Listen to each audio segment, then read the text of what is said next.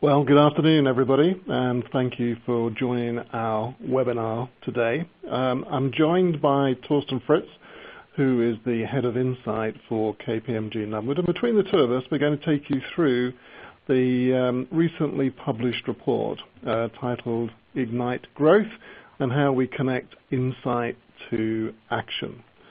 So what I'd like to start with is talk a little bit about the genesis of this report and where it came from. And there were three things, really, that encouraged us to focus on this area. So the first is that you'll recollect, many of you hopefully, that last year QVC came top of our index.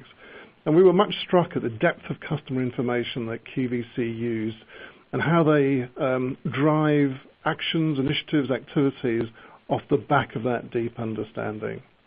The second thing is we encountered a statistic from the Harvard Business Review that shows that 11% of customer impacting decisions are actually supported by customer insight or some form of customer evidence. And by implication, that would suggest that 89% of decisions around the customer are actually made via guesswork or maybe at best intuition.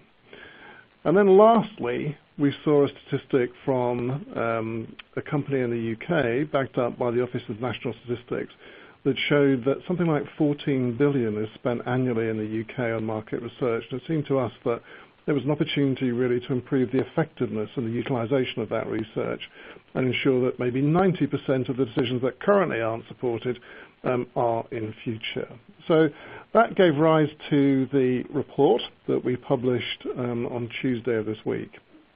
So we're going to take you through a sort of detailed examination of that over the next 45 minutes. And at the end of that period, we'll take the opportunity of answering any questions that you may have.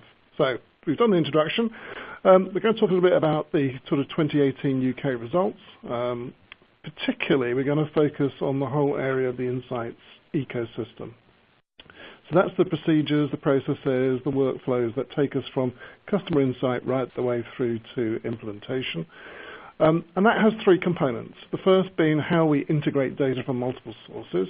Secondly, how we then focus that data on the decision-making entities in the organization. And then finally, how we drive growth off the back of it. And we were particularly interested in what we've called game-changing insights, those insights that make a significant difference to an organization and encourage them to think about their target operating model and to view the way in which they intend to take things forward for the customer perhaps in a slightly different way. And then finally, we're going to look at the future of insight and then take questions.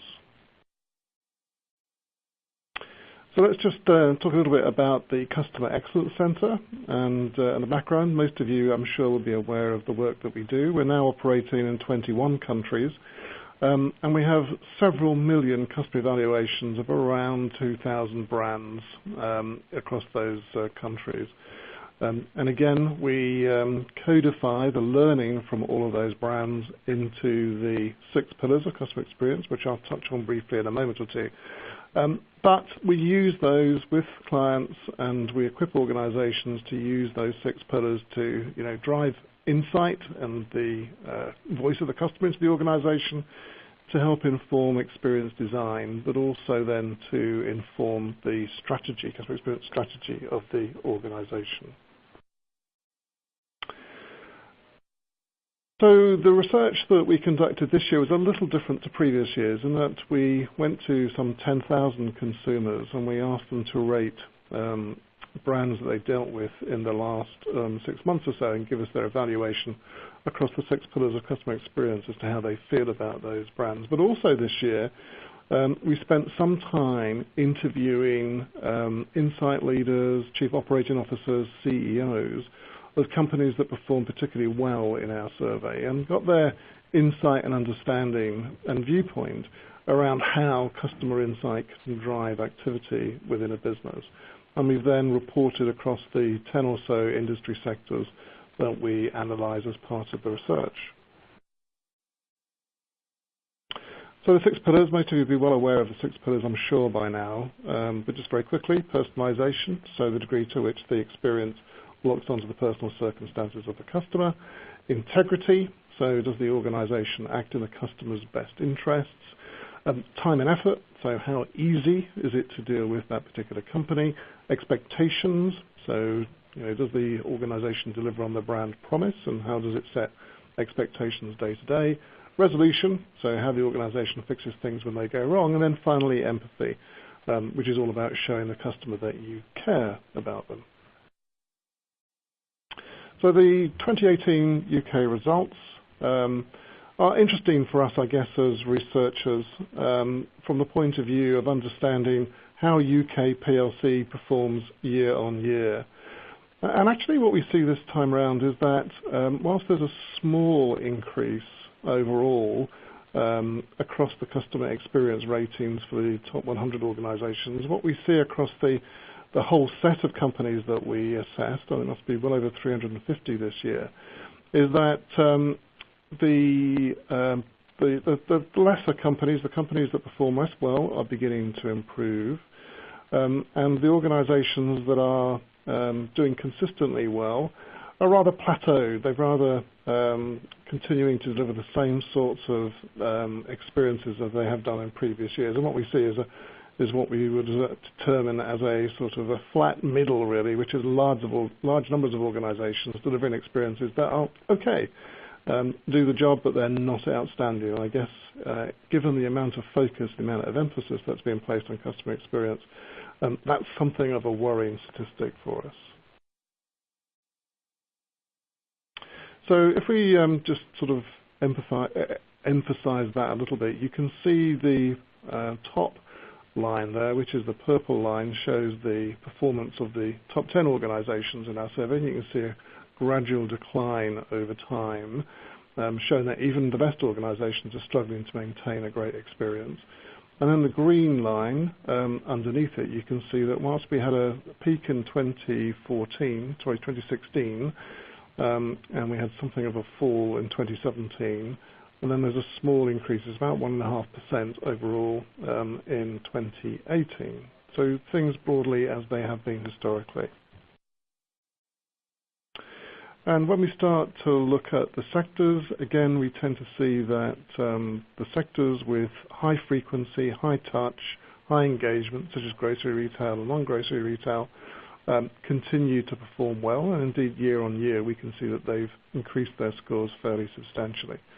But if we look sort of further down the table, we can see that some of the progress that was made by utilities and logistics and public sector last year, we've started to see a small fall in performance for those particular sectors.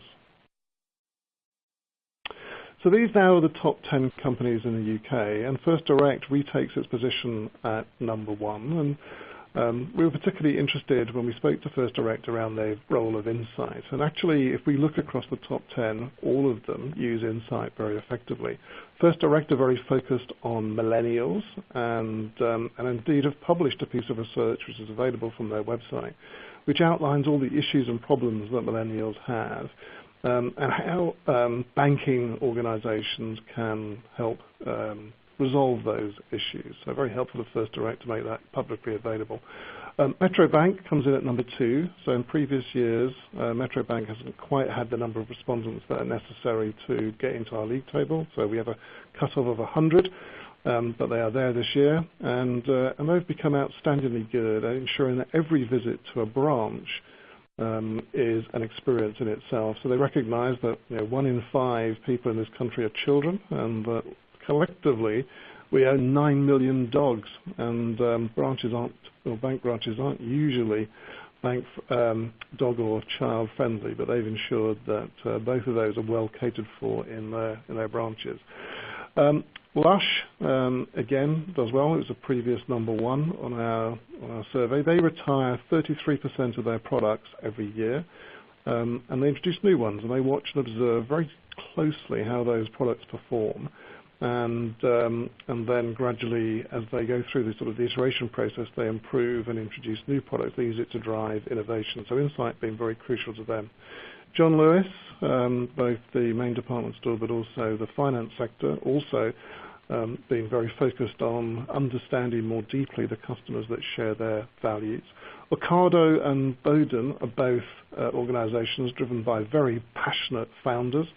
Ocado and Bowden describe themselves as insight-driven organizations. So Ocado constantly trying to learn more about its customers.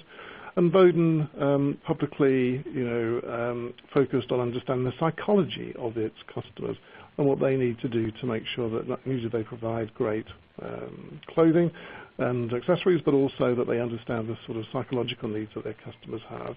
M&S and M&S Food, their chief executive, Steve Rowe, has been very public in talking about recruiting 1,000 new analysts to deal with the massive inflow of data and knowledge and understanding that's coming from the new technologies that they're deploying across their supply chain. So ensuring that they're able to utilize those to improve the experience they deliver. And then finally, Emirates. Now, Emirates are interesting because they have data coming from 140 different countries. And they were the organization really that were the first that we observed that used the customer journey as a means of understanding the flow of insight and being able to interpret that flow of insight. But they also have a framework, which is, for us who are researchers, we would probably call it a meta code frame.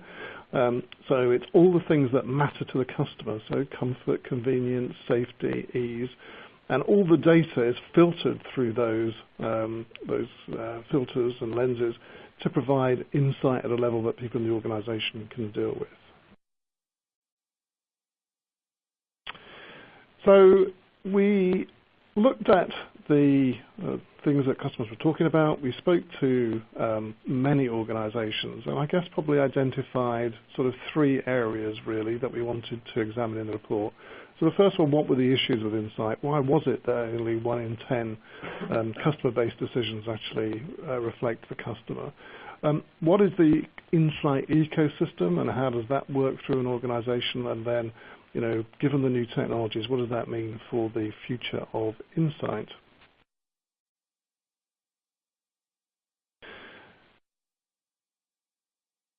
So I'm going to hand over now to Torsten, who will take us through those 3 areas. Thank you, Dave. So to start off with, what we've identified as being the problem of insight, with insight in organizations that we've seen maybe don't perform as well as those top performers. There are 3 key aspects that we've identified. Firstly, narrow insights, which often are very inconsistently organized. Now, what we mean by that, or what we've identified here really, are that insights are often managed within individual silos.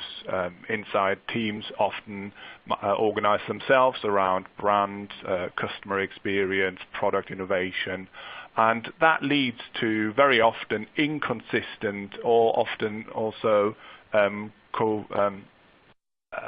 conflicting insights that are being delivered into the organization. We also see that many organizations deliver insufficient business direction. Many insight teams deliver insufficient business direction or stakeholder persuasion. That's often driven by the lack of time, really, of these teams to really spend on making this insight work within the organization, because they have to manage the process of generating this insight way too deeply.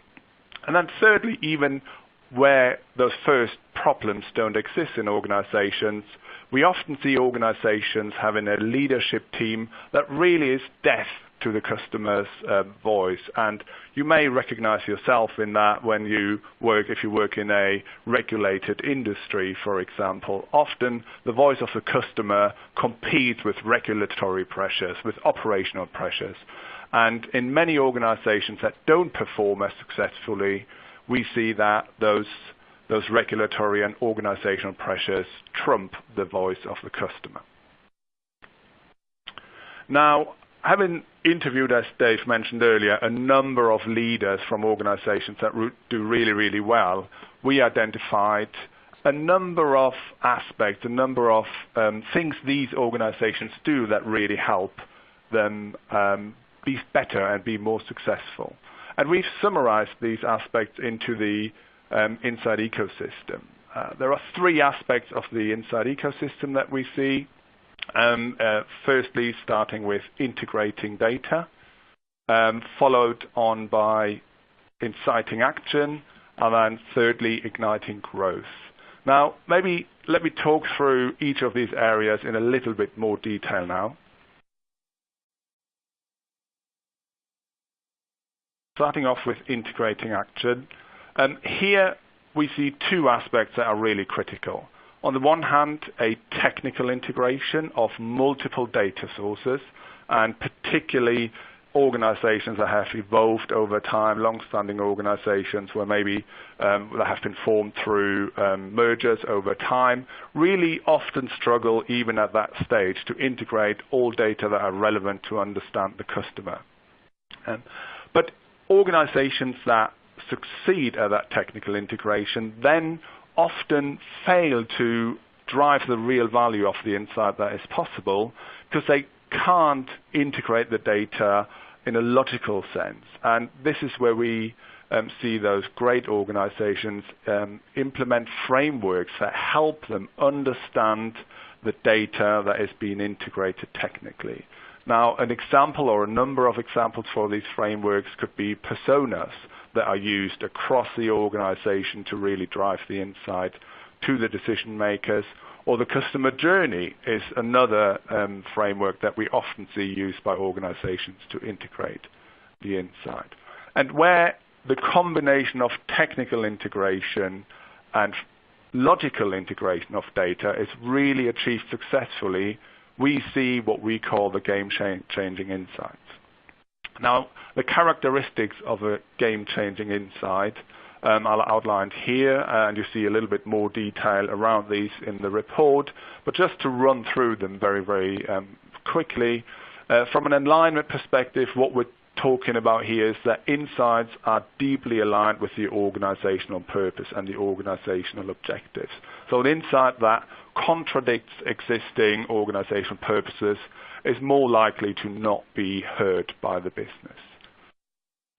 Novelty is another aspect, and in some organizations, and you can see that possibly here, there's a tension between these different characteristics. Novelty is really talking to the point that an insight needs to tell you something new. It needs to tell you something that you didn't know before. It needs to probably be somewhat surprising to you as a stakeholder. And that tension that I've just talked about can indeed lie in that point between an insight being novel and whether or not it is in line with the organizational narrative at this point in time. And often what we see is that new insights can be rejected by the business as being against the wisdom of the organization. And that's what we mean when we talk about the deafness of the leadership team that we talked about earlier on. Insights need to be clear. They need to be designed in a way, and you see the term here of Occam's razor on the slide. They need to be defined as tightly as possible, described as simply as possible to the stakeholders within the organization, but not in an oversimplified way. And that's really important. Simplicity is key, but if we're being too simplistic, then the insight is rejected by the business as being too naive. And many organizations or many research teams that we work with do have that challenge in that the insight is being perceived as an input that really doesn't quite grasp the full complexity of the organizational environment. The business context is critical, so the insight absolutely needs to ensure that it is set within a stakeholder-specific area of influence, and we talk about that in a little bit more detail in the next section. The next point is around technology. Insight needs to be delivered and captured at the time where it can really make a difference. And here, technology is absolutely key in terms of making sure that the insights are captured at the right time to be fed to the right people to make the right decisions at that point in time. And relevance and digitally enabled insights at that point also are really critical. So the relevance is driven by having the insight at the right time, and digital enablement of insight really is referring to the fact that insights need to be presented to the relevant stakeholders in a way that they can use it to drive their decision making. And we've got a good example here within the report, which is the NHS. And the example we want to highlight here is that the NHS, one of Europe's biggest organizations, conduct a large amount of quantitative research. Those of you who have been unlucky enough to maybe be in a hospital would have seen the friendship test or family and friendship test, which is the NHS version of an NPS survey. And amidst that large quantity of customer, employee and further insights, the NHS still found it challenging to really drive change based on quantitative insights. So what the NHS have done is to enrich that quantitative insight with qualitative aspects. So they actually did a research project where patients were equipped with cameras to quite literally look at the experience from a patient's perspective. And it's that combination of various quantitative insight sources enriched with the qualitative aspect of the patient experience as delivered through this video analysis that really drove a difference for senior stakeholders within the NHS, and they started to listen, and driving change across the organization has been much more successful after that integration. Moving on to inciting action. The key aspect here in this part of the insight ecosystem is really a set of methods and analytics and methodologies to help the business understand what they need to do in order to make a difference. And you can only really understand what methods, methodologies are really relevant if you understand who you are trying to influence. And that's what we're saying, or what we're seeing within the best organizations being the case. It is insight in these organizations is tailored to individual stakeholders within that organization. And many of you who work in insight, I'm sure, are very aware of stakeholder maps and understanding the role of individual stakeholders and different needs. So that's not a new concept per se, but what we see that these organizations who really excel are doing is not just differentiating these different stakeholder groups, but also understanding in quite some detail what are the factors that influence how these individual stakeholders make decisions. And we can see those factors being the problems that these individuals deal with. And that could be organizational problems, that could be sort of written objectives for these individuals, but it could also be these people in their roles at that particular time. So really understanding what the challenges are that these stakeholders experience is critical. What are their priorities? What are their most pressing issues? Again, from an organizational perspective, but also specifically on in particular situations. What decisions do these individuals take together with others? So here really we're talking about the governance within the organization. What groups are they part of that help drive the customer agenda forward? Personality, how do these people prefer to see and consume insights? Absolutely critical in really cutting through to these individuals. And we all probably understand more senior stakeholders have less time or need to see insights in a more summarized way, whereas some of the more practical stakeholders probably need to see more detail behind the insights. And then finally, the key decisions they themselves make. So not just within governance or aspects or governance groups they are involved in, but they themselves. What are the decisions they make? And then what insights can we deliver to these guys to really drive a difference? And then thirdly, we're looking at igniting growth. So how do we use these insights to really make a difference and help the business grow? And I'll hand back to Dave at this point. So thank you very much, Torsten. And I think probably one of the things that struck us from the interviews that we undertook was the number of organizations that are involved in test and learn and iterative development. So actually being able to move very quickly from insight to interaction to implementation. And indeed, I think Google, when we were looking at how Google deal with insight, were very clear that they feel that the future of organizations is it being able to make decisions based on things that are directionally right. So you may not have all the evidence, you may not have 100% of the insight, but moving forward in the right way is increasingly a skill that organizations are going to have to learn. We, of course, tend to look at the 6 pillars as being the mechanism by which organizations can improve and develop the experiences that they deliver.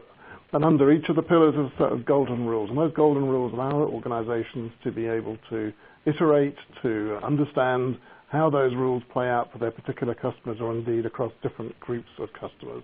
And as such, they're a useful checklist for the whole process of test, learn, and improve.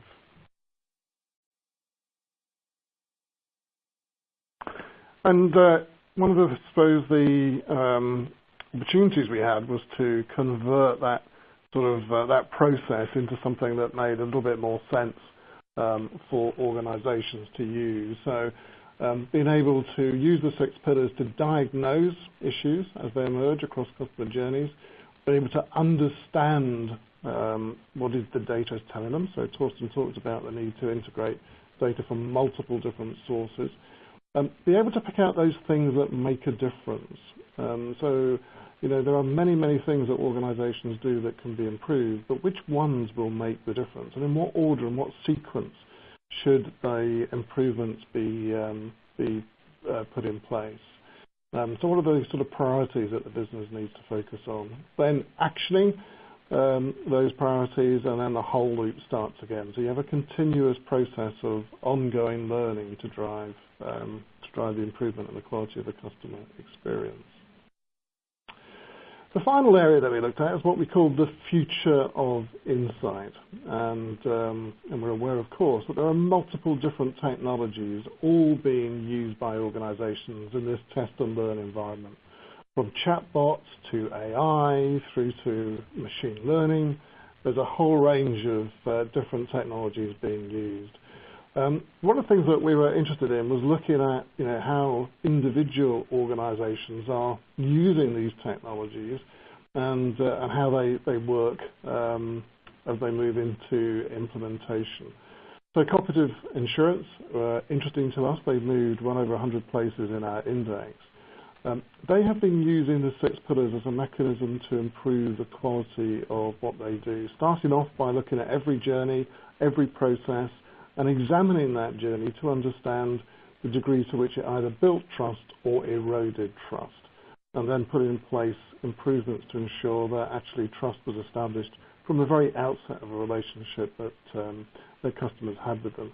And then secondly, moving into looking at first-time resolution, so ensuring that customers didn't need to call them more than once to achieve an objective, and in the process managed to reduce their costs substantially by in the order of 25% across their employee cost base.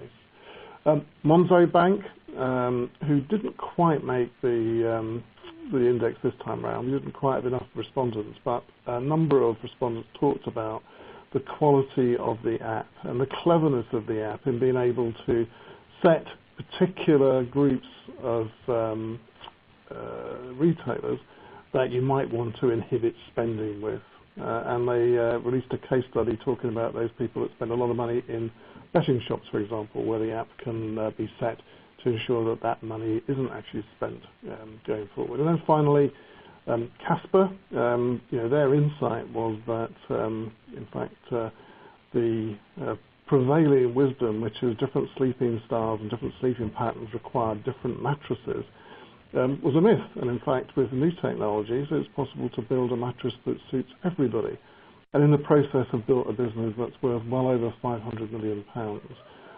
They supported that piece of technology and the development of their business model with a 100-day guarantee, ensuring that people were able to take the product, test it, and then come to view themselves as to whether Casper's insight was relevant to them. So I talked a little bit about the new technologies that we're going to see, and some of the technologies have been around and with us for a little while. So things like feedback management, enterprise feedback management, and CRM are things that most organizations have looked at or thought about. But the new technologies are prevalent in something called event stream processing, or ESP. That's the ability of technology to be able to take multiple different inputs from multiple different sources and establish patterns across that data that us humans might not be able to detect. So it's interesting that organizations like Nike, for example, have been using this type of technology and indeed placed an advert for a new type of employee, which they call a data journalist, somebody who's able to take these insights that are created by machine learning and be able to convey them across the organization in a compelling way, in the way that Torsten has just outlined. But each of these technologies plays into the customer journey, and at each stage of the customer journey, we see that those technologies either generate insight, so they provide us with more knowledge about the customer, or they consume insight in that they have a rules engine which then drives further activity based on real-time data that's been collected from the customer. And all of this means that we're moving to a world of real-time data, where real-time insight is something that we're going to have to learn to deal with. And this is one of the reasons that Marks & Spencer's have focused on employing 1,000 analysts to be able to use this real-time data in a really instructive and useful way. And you can see at the bottom of the chart there, we've identified a number of organizations that are particularly good at using data at individual stages of the journey. So at the sort of trigger part of the journey, we have QVC, who've become very adept at understanding the intention that customers have and what they're looking to achieve. And then we can see at the search part of the journey, First Direct, very good at ensuring that the right information is in the right place for customers. As we move into Engage, we've then got Metro Bank. Adidas are interesting because they've now moved into 4D printing. So you can walk into a store in the US and they can print the perfect training shoe for you as an individual. And then on we go into using the product. So AO.com, very good at educating their customers. Their website is a huge repository of things that customers can learn when you need help, and the use of remote diagnostics is amplified by Florida Power and Light. And then finally, we've got rules engines and communication strategies, which is something that USAA have become very adept at. So to understand a little bit more about how those technologies play out and how those organizations use those technologies, then please go to our report. But this has implications for our insight departments, as we've said. And tomorrow's insight department is likely to look probably substantially different from the one that we see today. So we'll be looking for individuals who are extremely good at synthesis, being able to synthesize multiple different sources of data. Individuals who are able to perform very advanced analytics and are aided by online and on-stream analytics, being able to tell a compelling story, so insight through immersion. Torsten talked about the NHS. There's nothing as powerful as a video, watching a video of how customers are experiencing your service, and then being able to play that to senior decision makers in the organization. Process managers. So Torsten talked about the ecosystem and being able to manage that ecosystem from end to end, managing that process from insight to action, and managing it in a way that ensures that the process itself is transformative for the organization and leads to substantial change. Intensive understanding of stakeholders, so the personas, again, that Torsten talked about, being able to understand exactly how to present information in a way that enables stakeholders to be able to take that data and deliver informed decisions as a consequence. Collaborative, and I think probably one of the things that resonated with us as we went through this research is the number of people that talked about the fact that insight, in fact, is co-created. It's not necessarily the concern of the insight team, but this is something that with multiple different data sources, it is the role of the insight team to get relevant parties together and collectively come to a view as to what is important to customers. I talked a little bit about Nike and their looking for data journalists, people that can distill large amounts of information down to a compelling story and convey that simply and quickly through an organization. Being able to be less confident, move faster. So Google, we don't have to have 100% of the data to make a decision. Maybe we can make it with 60 or 70%, but know that that's moving us in the right direction. Real-time analytics and action creation. So again, the ability to use technology to do all the heavy lifting and to drive information and provide information to stakeholders at the point in time where it's going to be useful.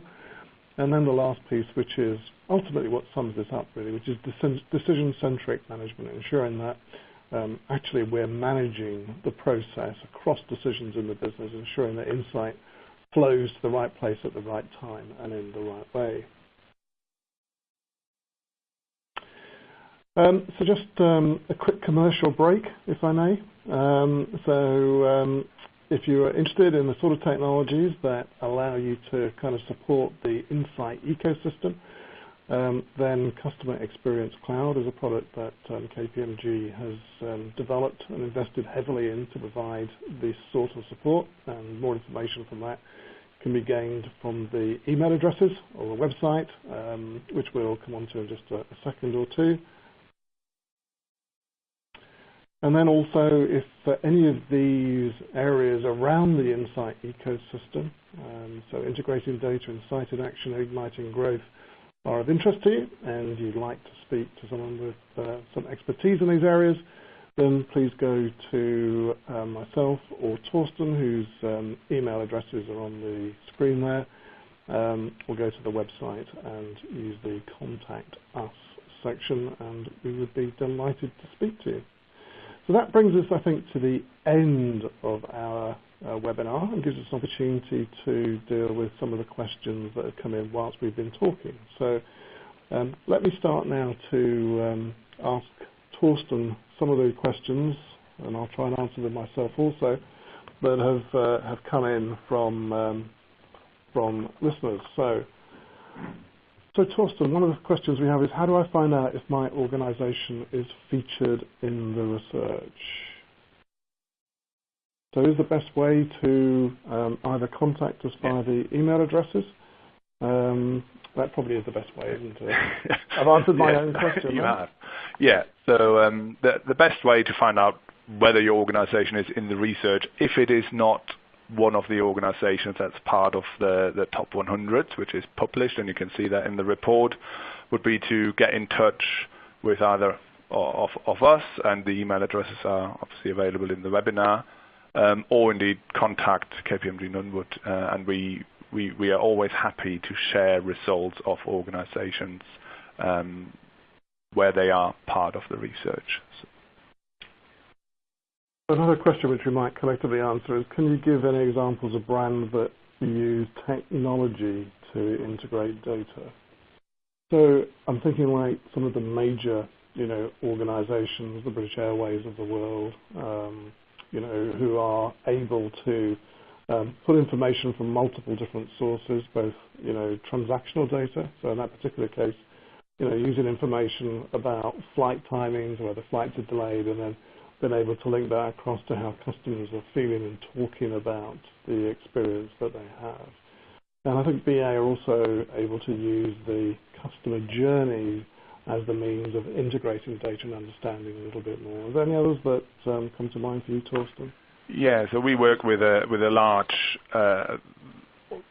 UK banking organisation, and what we see with this client is that they integrate very effectively customer insight and digital behavioral data. So here we're able to really look at not only what feedback we're creating or generating from customers who use this banking service online, but we can also then map against that the actual behaviors that these customers have shown. So we're actually able to then understand what behaviors or what what way through a website has driven particular customer outcomes from the research, and we're able to triangulate there the behavioral and the perceptional data. And that's really effective, not only in understanding better what we can, what the organization can do to improve their online experiences, but really then also to very tangibly give direction to the digital teams to drive those changes immediately. Very good. And another one that I see here, we talk a lot about the connection between employee experience and employee journeys and customer experience and customer journeys. So would you, in your view, would it be fair to conclude that if an organization is failing to respond in the right way to customer insight, is this also indicative of a broader cultural issue where employee insight is also undervalued? And I guess we do see that. So we do see that numerous organizations are now linking the two things together, the employee experience and the customer experience. We also see that many of the methodologies and tools that are used for customer experience development are being applied to the employee experience. But also we're seeing that organizations are beginning to harness the voice of the employee alongside the voice of the customer. And this goes back to multiple data sources. I mean, the beauty of employee insight, I guess, Torsten, is that employees talk to customers every single day. They know what the problems are. They know what the issues are. Not always easy for them to determine how best to resolve maybe some of the bigger strategic issues. But using a voice of the employee alongside a voice of the customer program enables these to be surfaced to the more senior levels in the organization. I absolutely agree on that. And I think I would add to that what we see, so just what we see in organizations where, well, I think going back to the question, it's around the culture, right? So cultural issue. What we often see is that organizations conduct voice of the customer research and maybe also voice of the employee research, but where these insight programs don't drive any actions. It's what we talked about earlier around the deafness of the senior leadership, and there are other influences into organizational decision making that often trump customer or employee insights. And I think we absolutely do see that there is a cultural aspect to the success of these organizations that we spoke to. So in the organizations where insight really drives success, it's those organizations that want to listen to the customer and to the employee, and they do want to do that from the top of the organization all the way throughout. So we talked earlier, the number 2 in our league tables, Metrobank. I think we've seen that this is an organization where from the top, customer insights is valued very, very highly within this organization, and that cultural openness to customer insights we see as absolutely critical, and the same is true for employee insight. It's really listening to the people who you work with or work for, or who work for you, that we see as being a key success factor. It's not just about collecting the insights, it's then also about wanting to act on them. And I think one of the things that, again, that we've observed is that the 6 pillars are equally as applicable to employees as they are to customers, aren't they? Yeah. In that, each of those 6 pillars has just as much validity if you're an employee within an organization as it does for customers that, interact with an organization from externally. And over time, we've evolved a set of behaviors associated with what the organization needs to do and what the leadership of the business needs to do if the 6 pillars are going to naturally emerge in a way which makes a difference for customers. So the link between employee experience and customer experience is becoming much more crucial for businesses. And in fact, I think in our report 2 years ago, in our US report, we profiled organizations that were linking the 2 things very successfully. So starting with culture, so what is the culture of the organization and how does that support the implementation of the strategy? The culture of the business then gives rise to the employee experience. The employee experience itself then gives rise to employee behavior, which in turn drives the customer experience and customer behavior. And I guess one of the issues we saw was that, just building on what you were saying, Torsten, is that for many organizations, each of those individual components is managed separately within the business. And there's great value in being able to align all of those things together. So what are our cultural norms? How do our cultural norms, the way we do things, drive our employee experience? What does our employee experience need to contain if we're going to generate the right sort of employee behaviors, which then impacts the customer? So, it goes back, I guess, to the service profit chain in the 1980s, 1990s that proved the economic link between employee experience and customer experience and the commercial outcomes of the business. We've had another question around customer experience self-assessment, so being able to evaluate where you are on the journey of implementing customer experience across your business and the role of maturity models. If you go to the KPMG Dunwood website, there is in fact a small maturity planning tool on there which allows you very quickly to determine where you are across some key dimensions of customer experience. But also it generates a plan of the sorts of things that you could be considering to do next based on where you are on that maturity. But we're seeing maturity modeling now becoming more and more popular, aren't we, Torsten? Organizations are talking about it more and more. Absolutely, and they talk about it in different areas now as well. So what we see is a lot of organizations are really interested in understanding the maturity of their insight team or insight program, insight capability within the organization. And that's a really interesting area, and it is talking to a lot of the points that we've outlined here today around the future of insight teams within client organizations.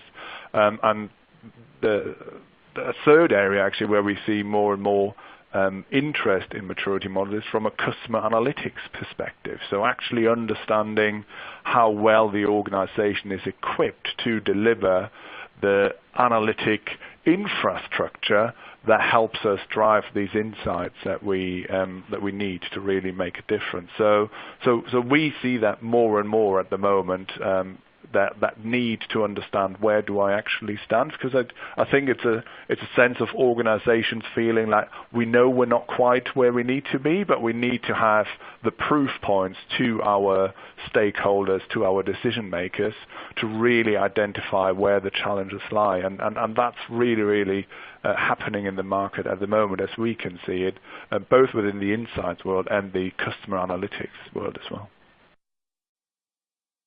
Okay, thank you. And then our last question is around it's specific to the tourism industry, but I think it's perhaps a little bit more generic than that, which is, how does tomorrow's customer journey, so customer journeys that are based on, detailed analytics, predictive anticipation of what customers are likely to want next, how does that apply in the tourism industry as opposed to just buying products? And I guess our view would be that those things are going to happen in every industry. Predictive analytics is definitely where a lot of focus is going. And I was struck by, again, USAA, which is, an organization, a US bank that is one of the most customer-centric organizations in the world. But they talk about the fact that in previous years they used to know when a customer had gone into a life event sometime afterwards.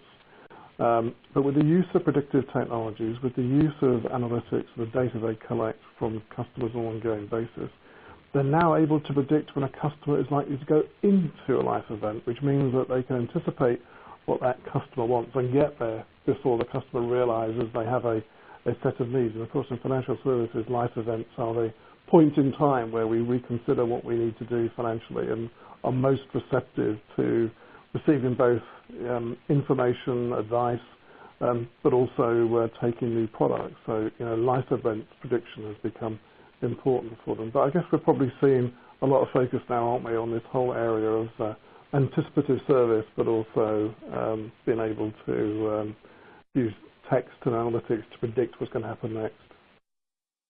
Absolutely, we do, and I think add to that sometimes, for particularly, I guess, in the travel industry, if you're a destination, say, where this becomes really relevant or interesting or tangible to you is where you start maybe cooperating with some of the digital organizations out there. So as a destination, for example, if you cooperate with the likes of TripAdvisor, who really understand in quite some detail how travelers research, how they look at their travel, how do they make their decisions, what is driving their decisions.